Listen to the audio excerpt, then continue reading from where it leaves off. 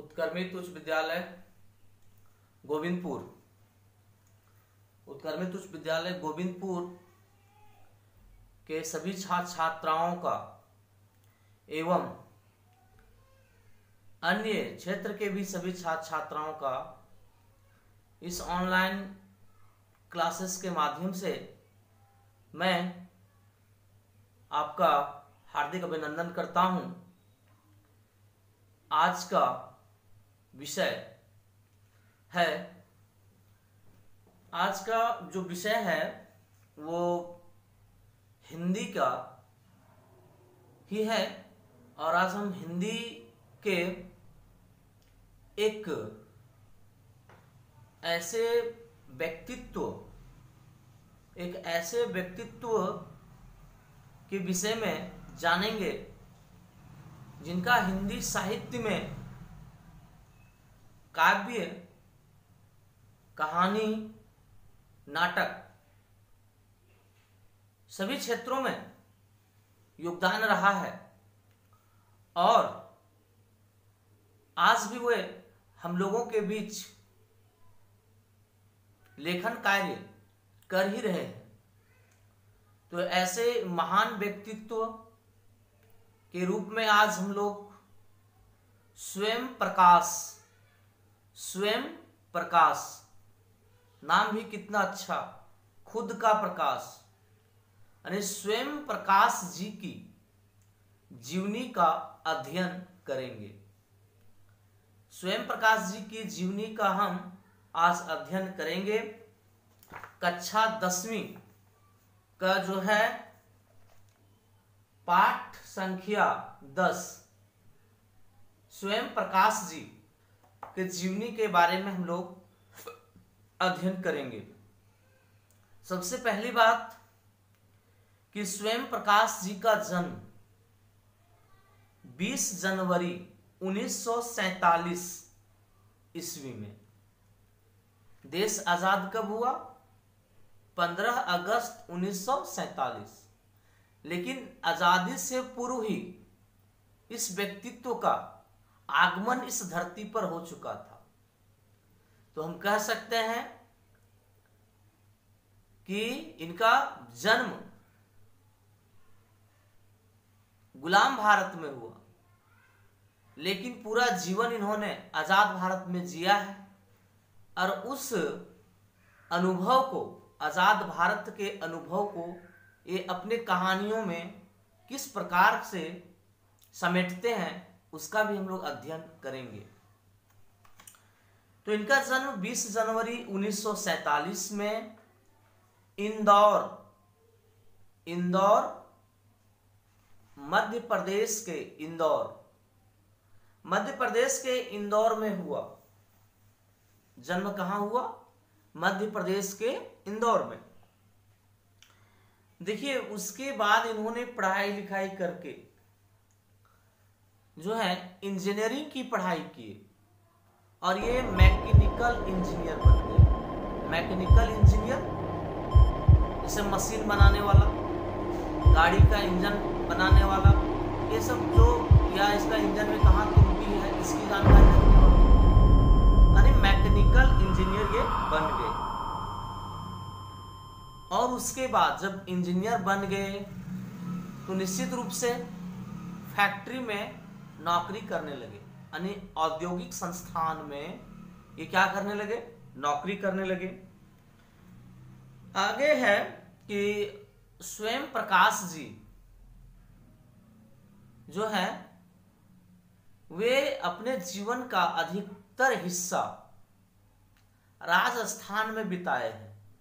अपने जीवन का अधिकतर हिस्सा कहाँ बिताए हैं? राजस्थान में।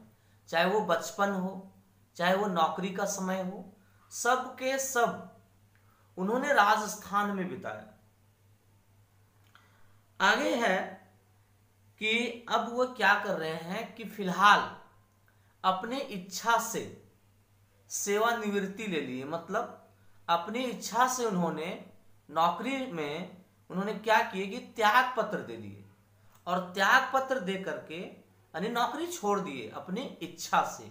कुछ लोगों की होती है कि नहीं, नौकरी से निकाल दिए जाते हैं लेकिन ये नौकरी खुद छोड़ दिए और नौकरी खुद छोड़ करके अब ये भोपाल में रहने लगे, यानी फिर से मध्य प्रदेश में रहने लगे और भोपाल में ही रहकर अब ये लेखन कार्य कर रहे हैं।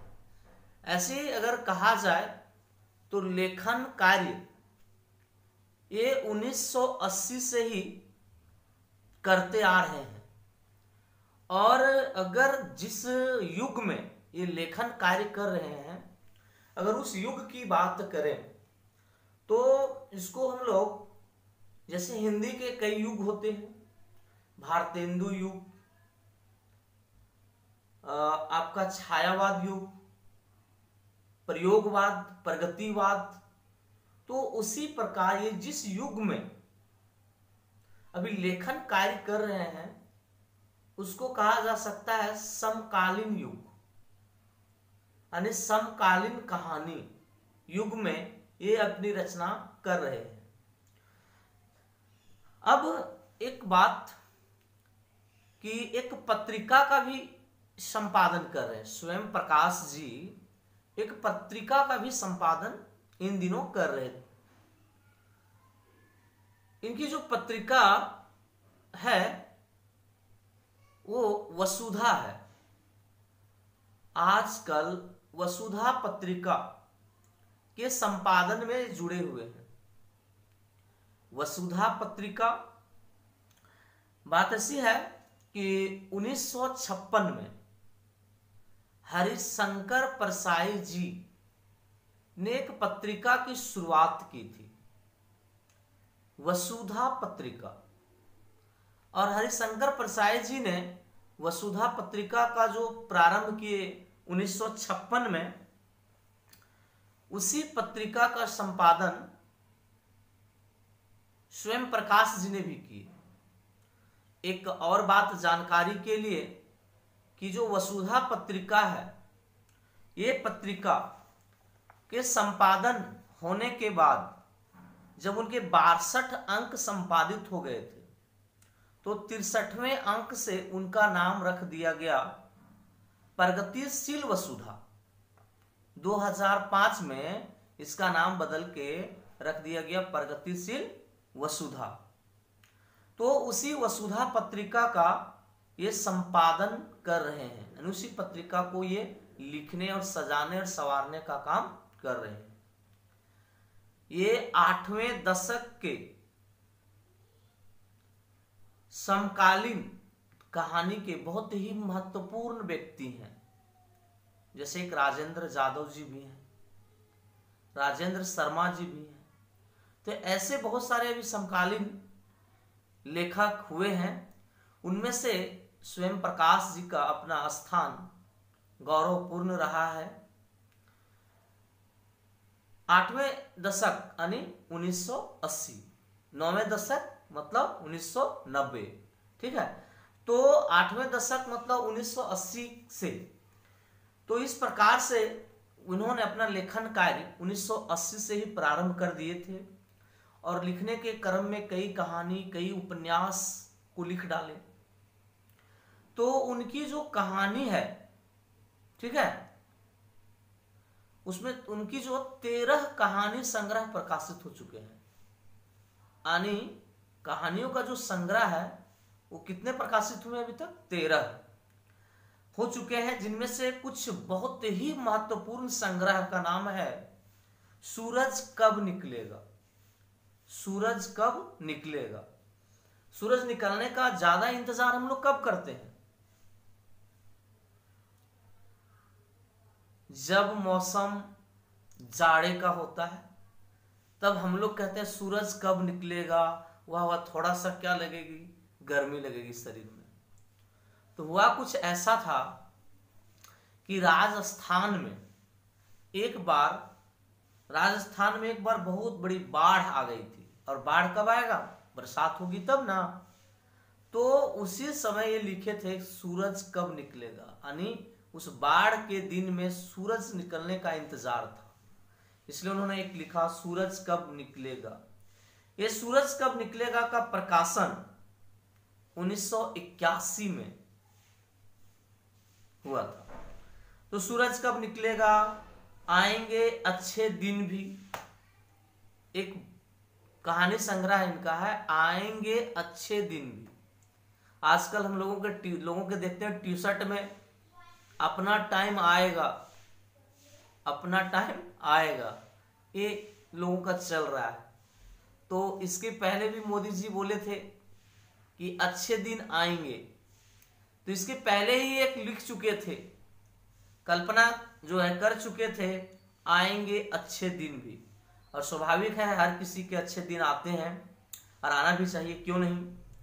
आदमी जात का आदमी, आदमी को जात का आदमी होना चाहिए, नहीं यानी आदमी जात का आदमी, यानी आदमी आदमी तो होता है पर उसकी मनोवृत्ति कभी जानवर से भी नीचे गिर जाती है। तो इन्होंने एक बुक का जो संग्रह प्रकाशित हुआ था इनका, वो था आदमी जात का आदमी। और एक और था इनका रचना, आदमी जात का जो आदमी है, अच्छे दिन 1991 में, आएंगे अच्छे दिन भी 1991 प्रकाशित हुई थी। आदमी जात का आदमी 1994 में, और एक इनका रचना कहानी का जो संग्रह है वो संधान, ये 2006 में प्रकाशित हुई थी। उनके और कहानी संग्रह भी हैं, लेकिन कुछ प्रमुख कहानी संग्रह का हम यहाँ नाम जाने। उनके कुछ उपन्यास भी हैं जो काफी चर्चित रहे हैं। बीच में विनय, बीच में विनय, ये भी 1994 में ही प्रकाशित हुई थी। और इनका एक बहुत ही प्रसिद्ध उपन्यास ईंधन, ईंधन उपन्यास भी काफी चर्चित रहा है। तो आप समझ सकते हैं इतने महान उपन्यासकार, कहानीकार यदि रहे हैं तो निश्चित तौर पर जरूर कहीं ना कहीं कोई ना कोई सम्मान जरूर मिला होगा। कुछ ध्यान की बात मैं बता दूं कि आज के विद्यार्थियों में हमेशा संशय रहता है कि क्या करें ना करें, क्या करें ना करें, लेकिन जीवन में बहुत कुछ सोचकर भी करना पड़ता है। तो हम कभी कभी मन में विचार आपका भी चल रहा होगा कि ये मैकेनिकल इंजीनियर थे और इंजीनियर और कहाँ हिंदी से इनका संबंध, ऐसा क्या बात है। तो देखिए इंजीनियर थे, इसके अलावा ये कवि भी थे और कवि सम्मेलन में अक्सर भाग लेते थे। तो कवि सम्मेलन में जाने के बाद कई लोगों से भेंट मुलाकात तो होती ही है, ये स्वाभाविक सी बात है। तो इनका धीरे धीरे एक काव्य लिखने लगे, फिर कहानी लिखने लगे। तो निश्चित तौर से हिंदी से इनका जुड़ाव कहीं ना कहीं रहा होगा, भले वो इंजीनियर थे। तो ऐसा देखा जाए तो इन्होंने हिंदी से ही एमए की थी 1977 में, हिंदी से ही इन्होंने एमए की थी। और 1980 में इन्होंने पीएचडी भी की थी, ठीक है, डॉक्टरेट की उपाधि ली थी, पीएचडी भी की थी। तो इस प्रकार से इनकी जो शिक्षा थी वो ऊपर में अगर देखा जाए तो हिंदी से जुड़ी थी। तो ऐसे महान व्यक्तित्व और शिक्षाविद की अगर बात करें तो इन्हें काफी सम्मान भी मिला है, और क्यों नहीं, सम्मान के तो ये पात्र हैं ही, तो मिलना भी चाहिए। तो इन्हें जो सम्मान मिला है पहल सम्मान, पहल सम्मान से भी सम्मानित किया गया है, बनमाली पुरस्कार से भी सम्मानित किया गया है, पहल सम्मान, बनमाली पुरस्कार, राजस्थान साहित्य अकादमी पुरस्कार से भी सम्मानित किया गया है, राजस्थान साहित्य अकादमी पुरस्कार से भी सम्मानित किया गया है, और छोटे मोटे काफी पुरस्कार भी इन्हें दिए गए हैं। अगर इनकी रचना में हम एक बात करें कि आखिर ये रचना किए होंगे तो ये किन बातों को शामिल किए होंगे, है ना। तो देखिए कई ऐसे लोग होते हैं कि जो भी रचनाकार होते हैं वो निश्चित तौर पे उनकी रचना में उनके आसपास का वातावरण, उनका समाज का कुछ ना कुछ चित्र जरूर मिलेगा। अगर कोई आंचलिक क्षेत्र का रचनाकार है तो आंचलिक प्रभाव जरूर देखने को मिलेगा उसमें। कोई मध्यवर्गीय रचनाकार है तो मध्य वर्ग का पूरा प्रभाव दिखेगा। निम्न वर्ग का अगर कोई हो तो निम्न वर्ग का पूरा दिखेगा। गांव देहात का रचनाकार हो तो बिल्कुल गांव देहात का परिवेश उसमें आएगा ही आएगा। तो ये जो थे वो मध्य वर्गीय थे, यानी मिडिल क्लास फैमिली से थे। तो निश्चित तौर पर कह सकते हैं कि इनकी रचना में मध्यवर्गीय समाज का जरूर कहीं ना कहीं झलक रहा होगा।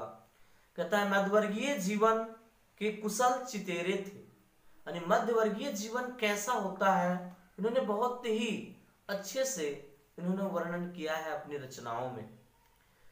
कहता है अगर इनकी कहानियों में अगर बात करें तो ज्यादातर जो प्रधानता है वो मिलती है वर्ग शोषण के विरुद्ध चेतना है। यानी जो वर्ग शोषण होता है मतलब जाति पाति भेदभाव, ऊंच नीच, स्त्री पुरुष, अमीर गरीब, ये इस प्रकार का जो भेदभाव होता है, ऐसे भेदभाव का इसमें इन्होंने पूरा समावेश किया है। आगे उसके बाद इनकी जो कहानियां हैं उसमें खासकर सामाजिक जीवन में पहले भी बताया जाति, धर्म, लिंग के आधार पर जो भी भेदभाव होता है इन्होंने इनके खिलाफ लिखे हैं कि ये नहीं होना चाहिए। और इन्होंने लिखने के लिए जिस शैली का प्रयोग किया है वो उसको हम कह सकते हैं किस्सा गोई। किस्सा गोई जिसको हम लोग आप बोलते हैं खिस्सा, हमने हम दादी नानी से जो बोलते हैं ना, एक खिस्सा सुनाओ ना, दादी दादी एक खिस्सा सुनाओ ना, तो दादी खिस्सा कैसे सुनाती है, समझो उसी शैली में इन्होंने अपनी रचना की है। और कहानियों की हिंदी में जो वाचिक परंपरा रही है, कहानियों में हिंदी की जो वाचिक परंपरा रही, मतलब पहले कहानी लोग कैसे जानते थे, वाचिक वाचिक मतलब लोग बोल करके, दादी नानी बोल करके हम लोगों को कहानियां सुनाती थी। उसी परंपरा में इन्होंने अपनी इस कहानी को लिखने का काम किए हैं। अब मैं बात करूं कि हिंदी साहित्य में, अगर हिंदी साहित्य में अगर देखा जाए तो मैं एक बात को बार बार जिक्र कर रहा था, समकालीन हिंदी साहित्य। तो हिंदी का जो पड़ाव 1960 के बाद का जो पड़ाव शुरू होता है, 1960 के बाद का जो समय होता है, तो देखा जाए तो कहानियों का कुछ ऐसा मंच 1964-65 में तैयार हो चुका था जो बिल्कुल समाज के